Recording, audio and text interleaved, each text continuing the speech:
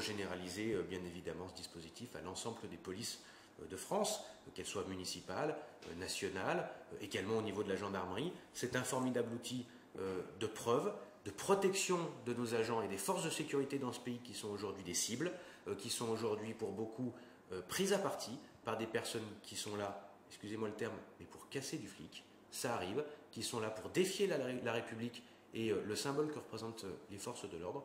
Je pense que c'est un élément de protection, on aurait bien tort de s'en passer.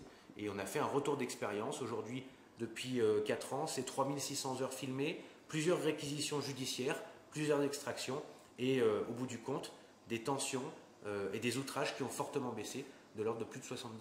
Mais le retour d'expérience était de toute façon prévu. Là, justement, c'est le temps du retour d'expérience qui est mis en place par le ministère. Pourquoi ne pas respecter le tempo, puisque tout le monde va faire son rapport, il semble être positif.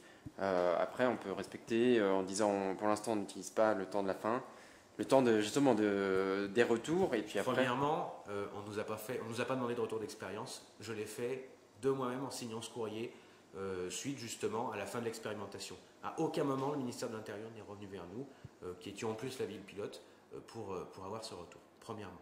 Deuxièmement, donc si je comprends bien, si c'est un outil efficace, on s'en passe le temps que l'administration d'État prenne une décision, le temps que des parlementaires qui ne sont pas forcément au fait, parce qu'il y a peu d'élus locaux, il n'y a plus d'élus locaux aujourd'hui au Parlement, au fait de ces choses-là, prennent une décision. On va donc déshabiller les forces de l'ordre, et notamment les polices municipales, qui sont aujourd'hui la deuxième force de sécurité en France après les forces nationales, d'un outil qui peut les protéger. Je ne suis pas tout à fait d'accord. Je pense qu'à partir de ce moment-là, il y avait un vide juridique qui existait, qui est un vide juridique qui existe toujours, au législateur de faire son travail.